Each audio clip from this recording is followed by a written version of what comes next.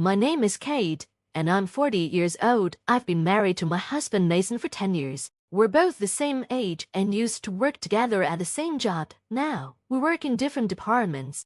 Mason is a responsible man who is well liked by the people who work under him. He's also a bit proud and doesn't like to show any weaknesses. He used to be a confident, bold, and strong man. His bosses always praised his work, and everyone expected him to get promoted easily. On the other hand, I'm more of a quiet and private person. I was surprised when Mason showed so much interest in me, especially since we have such different personalities. After 2 years of dating, he proposed to me with a huge bouquet of roses. I had never felt so loved by a man, so I immediately said yes. I was excited to start our new life together. But what we didn't expect was that we would have to live with his parents. There was no discussion about it, and I didn't want to. But Mason insisted. He said, "My parents are nice people, and everything will be fine." He explained how much they were looking forward to us living with them, so I didn't want to argue. So, we've been living with his parents for the past 10 years. It was hard at first. Every morning, my mother-in-law would criticize me. "Kate, you forgot to clean the entrance again," she would say, just after I finished making breakfast. This happened every day. I would apologize, but she'd tell me, "Just saying sorry isn't enough. If you understand, go and do it right away." Even though I had to go to work, I was treated like a servant in the morning. For 10 years, I've been waking up at 5 a.m. to cook breakfast and clean. My mother-in-law doesn't do any housework herself, even though she's a housewife. I rush through my chores, go to work, come back, and immediately start cooking dinner. By the time I went to bed, I was so tired, I could barely keep my eyes open. This daily routine has drained me, and I often feel sick because of the stress. My mother-in-law would keep telling me, "Do the cleaning properly. I don't want the neighbors to think we're not taking care of the house." She would say this while relaxing in the living room, eating the breakfast I made. She'd also remind me, "If you don't finish quickly, you'll be late for work." Despite all this, my husband never stood up for me. My father-in-law would sit quietly behind his newspaper and pretend he didn't see anything. Living with my in-laws has been difficult, and the stress has caused me to lose weight. I look unhealthy now, and my period stopped because of the weight loss. I've been unable to get pregnant. Still, my mother-in-law kept blaming me for everything.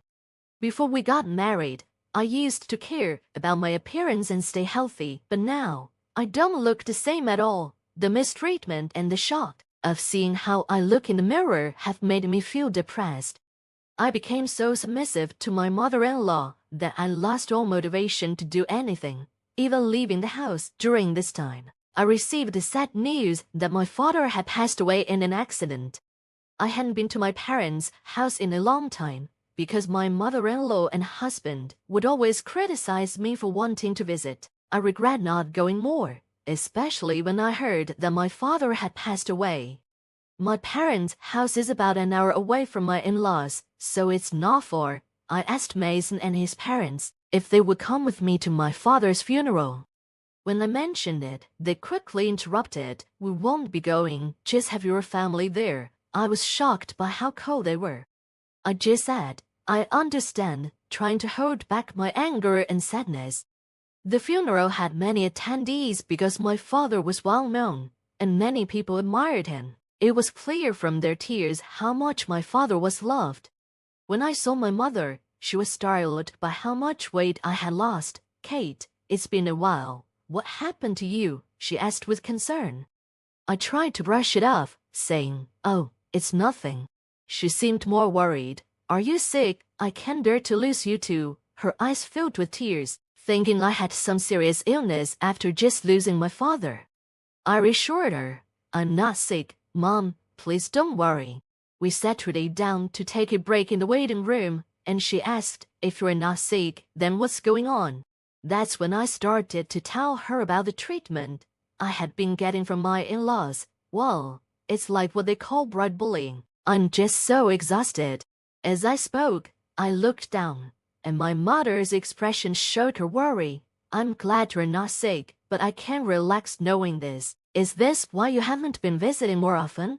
I nodded, and my mother handed me a piece of paper. Read this and think carefully about what to do next, she said.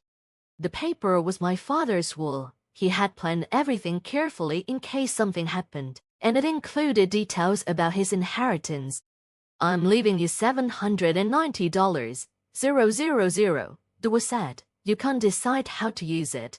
I was stunned by the amount. At the same time, I felt a sense of hope, because this money could help me escape my in-laws' house. With this inheritance, I could build my own home and leave them right away.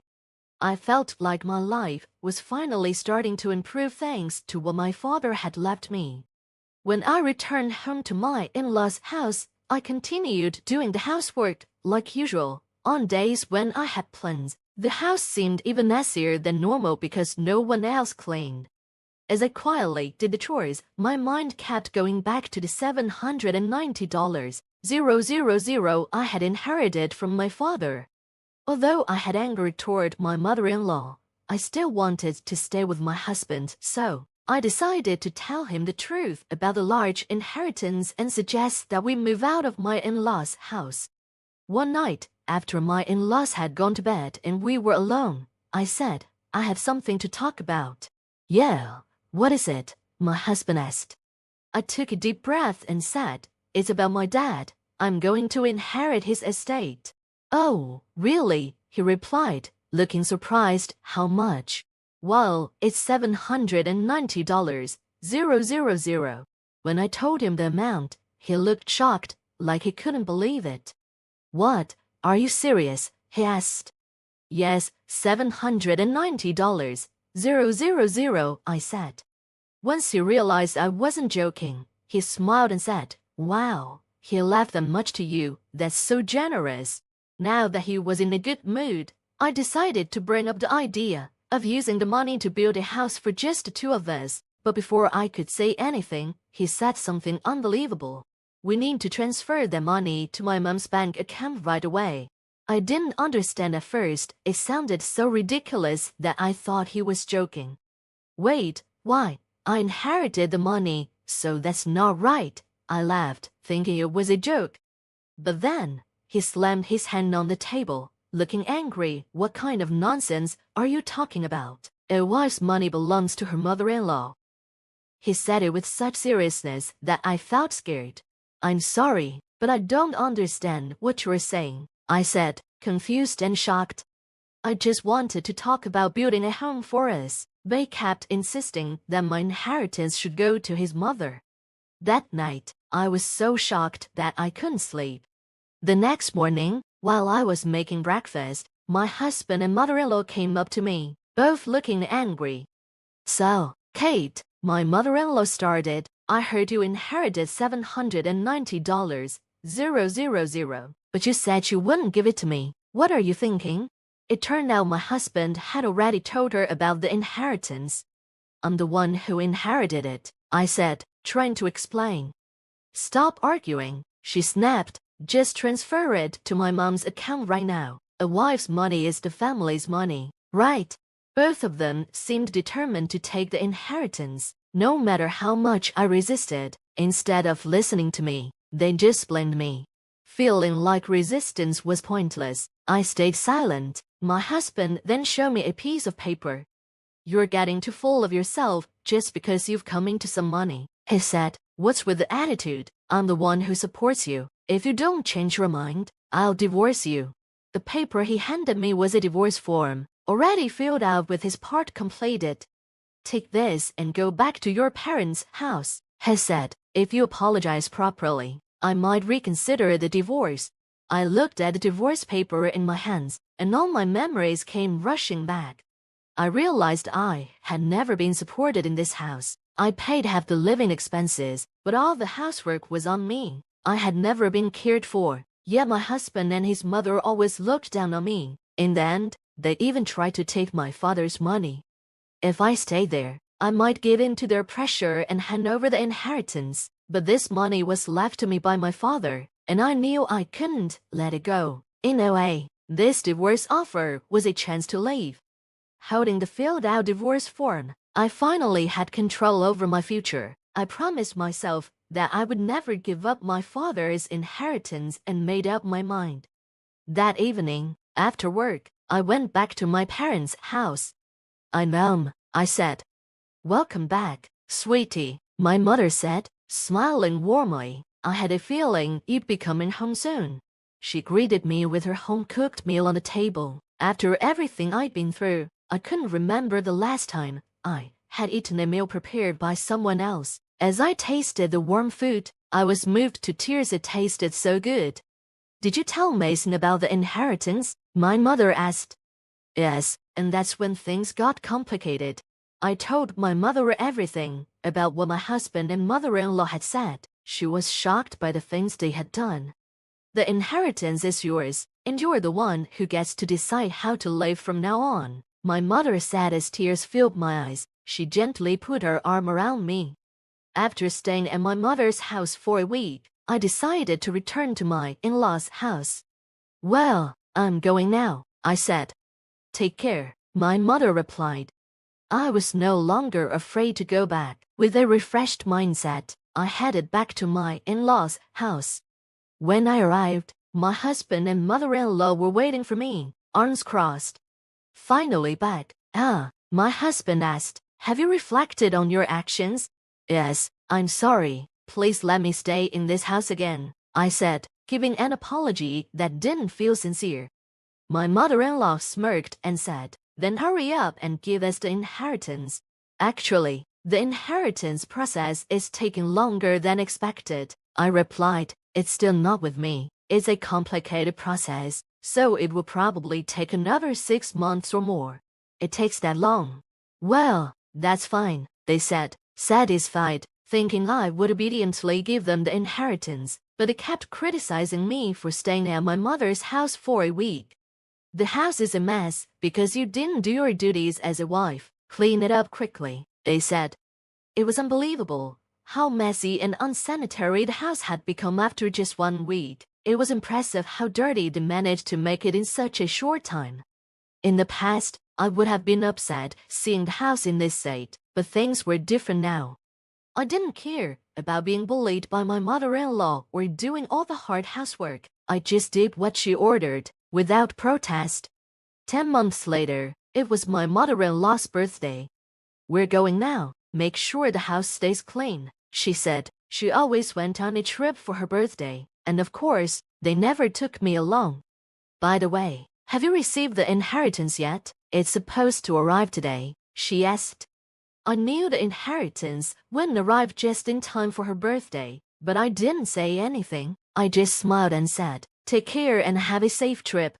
Once they were gone, I started putting my plan into action. I had been waiting for this moment for a long time. They'd be shocked when they returned from their trip, but that wasn't my concern anymore.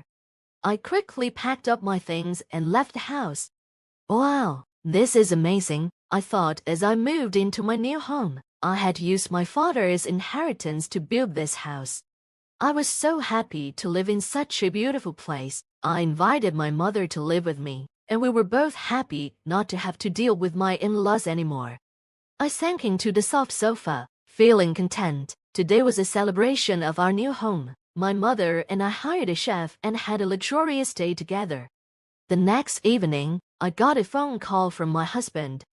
Hey, what's going on? He asked, confused since all my things were gone. I won't be coming back. Goodbye, I said, trying to hang up, not wanting to talk to him anymore. But then I heard my mother-in-law yelling on the other end. What the hell do you think you're doing? Where are you now? I didn't answer. You told me to clean the house, so I packed my things. That's not funny. Besides, you haven't transferred the inheritance yet, I said. How many times do I have to tell you? A daughter-in-law's money belongs to me, she yelled. I replied calmly, I'm single now, you know. My mother-in-law suddenly went quiet. Well, I'm actually divorced, I continued. I submitted the divorce papers Mason gave me. We're strangers now. Goodbye. I hung up the phone, imagining the shocked look on my mother-in-law's face. I couldn't stop laughing. My heart felt so light now that I was no longer involved with the family. After that, my ex-husband called me many times. Whenever I had time, I would purposefully answer the phone and let the abusive words from both my ex-husband and his mother flow. I recorded those calls from start to finish. I decided to take those recordings to the police. Harassment from an ex-husband isn't uncommon, and the police said they would issue a warning before it got dangerous. Thankfully, they acted quickly and went to my ex-in-law's house to give the warning. For my image-conscious ex-in-laws, having the police show up was enough of a blow. Plus, one of my ex-husband's subordinates, who lived nearby, saw the police. Since my ex was well known in his company, the rumor spread fast. His subordinates and colleagues who didn't like him exaggerated the story, and bad rumors about him started circulating. Eventually, the gossip reached my department. One day, I heard people talking about it. So, I heard the police came. I'm divorced now, so I don't know much about it, I said. The bullying from my mother-in-law and my husband's abuse was too much, I added, speaking just loud enough for others to hear. The gossip-loving employees quickly spread the news further. It didn't take long for my ex-husband's boss to find out about it. You've got quite a lot of bad rumors going around, he said. I hate men who can cherish their wives, he continued. With all these bad rumors, our reputation is suffering too. So, I decided to transfer you. My ex-husband was transferred to the branch with the worst performance. It was in a remote area, with no entertainment or anything nearby, and was called a landlocked island. He understood that this transfer meant the end of his career and any chance of future promotions. He had no choice but to accept it and move. As for my ex-mother-in-law, she must have been shocked by the loss of her son's good reputation and the fact that they couldn't live together anymore. She became a complete shut-in and eventually developed depression. It seemed she also had dementia, as she often caused disturbances at home. My ex-father-in-law had to take care of his wife as her condition worsened. Even though she wasn't related to me by blood, she was still family, and he took his responsibility seriously. The consequences of their years of harassment finally caught up with them. Now, my mother and I are living happily together. We even started gardening in our spacious yard. If I had stayed in the house, I would have never discovered such a wonderful hobby. Gardening has brought me new energy, and my health, which had suffered from stress, is now better. I'm so happy to have cut ties with my ex-in-laws and started a new chapter in my life.